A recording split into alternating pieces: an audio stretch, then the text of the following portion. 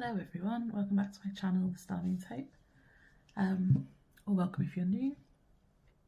Today I am going to be making a VR to the Decks I Can't Put Down tag, which was made by Sylvia over at Fairlight Tarot. So these are the decks that I can't put down at the moment. I keep working with them, I'm loving them, and I don't want to put them away. So I'm going to just start with my favourite decks because they're always out, which are kind of these three. So these ones, I always use these ones. I have to force myself to put them back in my cupboard or on my shelf so I can use some of my other decks, but these are my three favourites. So I'm always drawn to these ones. So I've got the Dreaming Way, the Tarot of Mystical Moments, and this is the Darkwood Tarot in here. So I talk about these three decks quite a lot. So I feel like I'm going to show you just a few of each of them. This deck I used so much that the box has started to fall apart, so I've had to tape it together on the top here.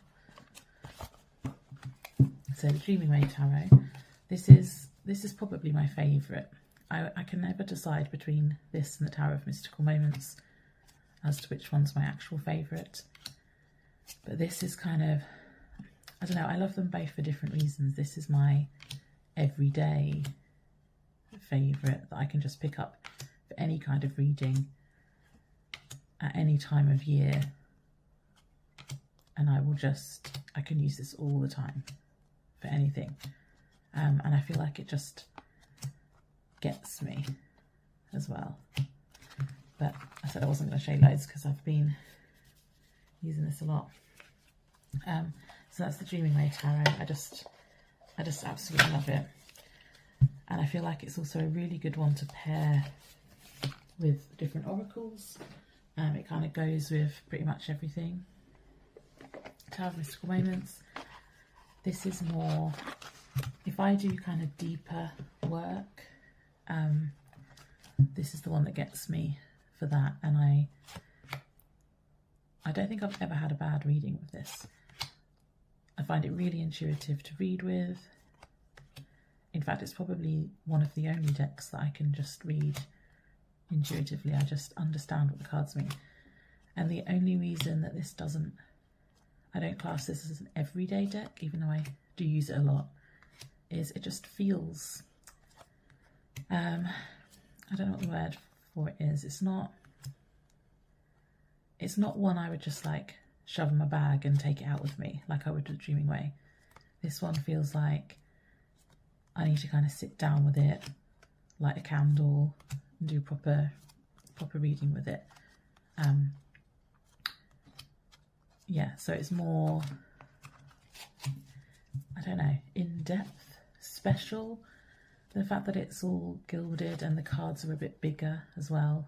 It's not as portable. I don't know, it just feels more special to me, I think. But this is just a perfect reader for me. And then the Darkwood Tarot, I got this one last year, and it just gets me. This is another go-to for kind of shadow work. Now I do use the Mystical Moments for shadow work, like I was saying, like deeper work. But this one is kind of if I want more of that kind of darker aesthetic, but still me, it still understands me, I still understand what the readings are, just kind of gets me kind of deck. So yeah, so these three, I suppose they're kind of they're the decks that I connect with the most and feel like I see myself in the most, so maybe that's what it is about those three decks. They're the three I feel the most connected to. Anyway, so I always have those out. Well, I don't always have them out, but I always feel the urge to use them. Another tarot that I've been using quite a lot over the last few months, and I had to force myself to put it away this month to get other decks out because I'd always reach for this one, is the Ethereal Visions Illuminated Tarot. I didn't think I was going to like this one as much as I did when I got it. I knew I was going to like it. I don't know, I just really wanted this one, and I loved the backs. I was kind of swayed by the backs, to be honest. But there's just, again, something kind of special about this one. I was using it pretty much all of the winter and like over the New Year kind of period. But I feel like it would also lend itself quite well to spring because it's got these kind of pastel colours in it. And again, now I'm looking through it again, I want to get it out again. But I need to give some of my other decks a chance. I'm kind of going through them at the moment and deciding if there's any I want to if I don't work with them anymore, if do I want to get rid of any kind of thing. But yeah, so this one I really like. This one's also a really good reader, and I just like the aesthetics of it, and I love the backs. So that's another one I can't put down, or I had to force myself to put away. Another one that recently I can't put down is the Horror Tarot. I've always loved this one. With the Darkwood Tarot and this Horror Tarot are both illustrated by Abigail Larson, and I love her illustrations. If you've watched any of my other videos, you'll probably, I feel like I say that all the time, but I really do love her illustrations. Now this one recently, I tend to only get this out around, you know, autumn and Halloween kind of time, but I have been using it every week at the moment because this is now my podcast deck. So I've started a podcast which is a supernatural rewatching podcast, and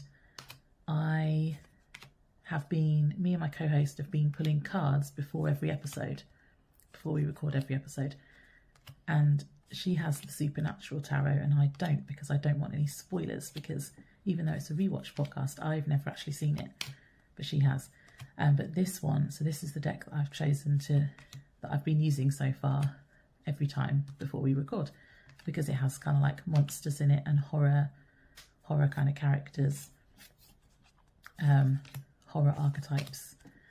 And so for me, this is the one that felt more like that show for us doing the podcast. But anyway, so I've been using this a lot recently, and I've just been loving it, and I've been loving using it not over Halloween time.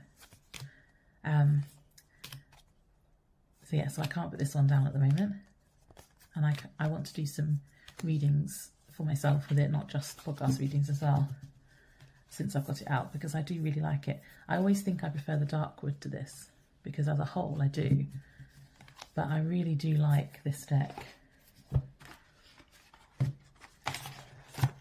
The Darkwood's got a better guidebook and everything with it, like the whole package. This one is just, I just really enjoy it though, because I like horror shows, horror films. So yeah. The next one I can't put down. We'll go with this one because it's a similar theme. So I've also got the Halloween Oracle. Now this is new to me actually, but ever since I've got it, I cannot stop using it. I've only had it a couple of weeks. It's one of those decks that I have wanted for ages and just haven't got around to getting yet, because I wasn't sure if the artwork would really resonate with me. But I love it. The keywords, the kind of, not titles, what are they? The little phrases on the cards. Yeah, it kind of reminds me of my teenage years as well, for some reason. I think maybe it is the artwork. But yeah, but this has been giving me really good messages since I've got it, and I just can't stop you know, picking it up and just pulling a card and seeing what the message is, pulling a few cards. The messages that you get when you pull a few cards together with this are really good, which is unusual for me in an oracle. Usually it's a one card and go kind of thing with oracle. But this one I can do like a three card pull, a 3-card spread, and it's been giving me really nice messages. So this one I can't put down at the moment. I've just got a few more.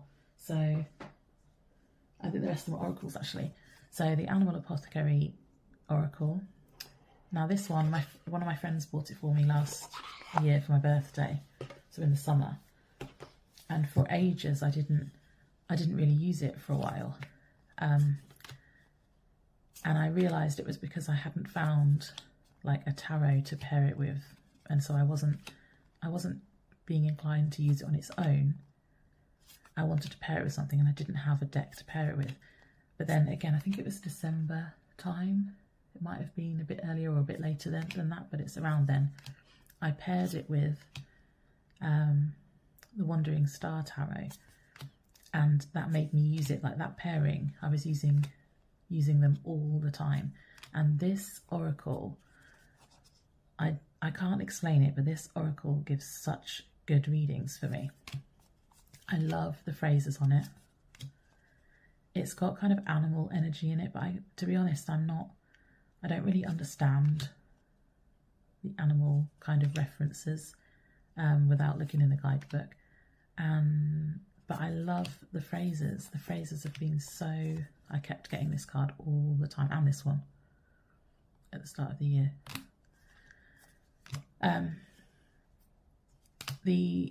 Just the imagery and the phrases on the card have been giving me such powerful readings, and I just absolutely love this deck.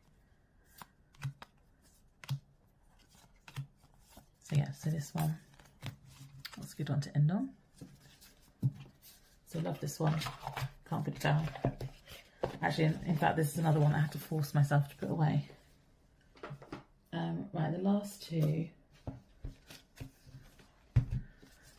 So Wild Unknown Archetypes deck. I didn't use this for such a long time.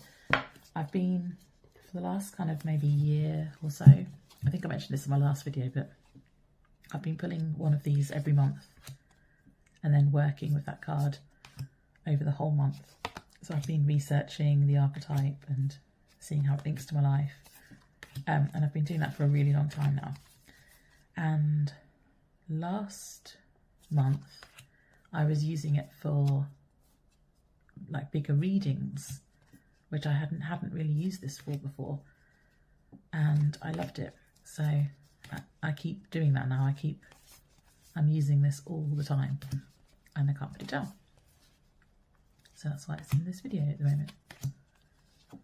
I really like the artwork on here as well. There's so much to the cards and the guidebook. I feel like there could be a bit more information in the guidebook, but what I love about the guidebook is it has a go deeper section where it gives you ideas of things that you can look up or things that you can read or further research that you can do to help you understand the archetype more, and that has been invaluable to me. So yeah, so that's the Wild Unknown Archetypes deck. And then the last one is another deck that's new-ish to me, and I think this is now just one of my absolute favourites. I think it's up there with the 3 that I said at the start of my favourite, and I've been using this as an oracle, so maybe I can class it as my favourite oracle, even though it is an oracle and tarot. It does have tarot associations. I don't see them when I look at the card necessarily. I think it might be based on Thoth instead of RWS. Don't quote me on that though, I'm not sure. But I love the phrases. I've just been using the phrases and the keywords. So they just have a keyword. If it's a major card or a court card, it does have the tarot associations on there. But the imagery to me isn't, I don't instantly look at the imagery and think, oh, that's whatever card. so it's more intuitive for me, and the phrases are what I kind of go with. See, like this is the Princess of Swords, but I would just be looking at this in the picture really. And then on like this one where it says sorrow, I would use that as a keyword as well. And some of them I can tell, like I can work this one out is the Three of Swords, but they're not instantly, oh yeah, that's that tarot card. So I've been using it more as an oracle. I've been using this in kind of very, this is very connected to me, like a personal deck, because I really identify with this character on all the cards as well. So I feel like this is the deck. I wouldn't use this for readings for someone else. This feels very personal to me. But yeah, I absolutely love this, and I have not put it down. It's either been on my coffee table or on my bedside table since I got it. I cannot put it away. I've been pulling a card when I usually take it up to bed with me, and I've been pulling a card before I go to sleep, and then it lives on my bedside table for a bit, and I do that for a few days, and then I'll bring it downstairs and do a reading with it, and then I'll take it back upstairs and leave it on my bedside table again. It's getting a little bit, I don't know about this card stock because it is getting a bit worn already, and I haven't really used it that much, to be honest. I haven't had it very long. I've used it quite a lot in that time, but you can see it's starting to, the edges are a bit frayed already, so I don't think the card stock's particularly good, but I don't really mind. So yeah, so that's all of them. So that is my decks I can't put down. My VR to that tag. So yeah, so I've been watching other people's videos for this tag as well. I've been finding it really interesting, and thank you to Sylvia for starting it. I've been really enjoying this one. I'll probably do the decks I can't pick up one as well, because I've got quite a lot of those. So I'll probably do that video soon too. Anyway, thank you for watching if you got this far, and I'll see you in the next one. Bye.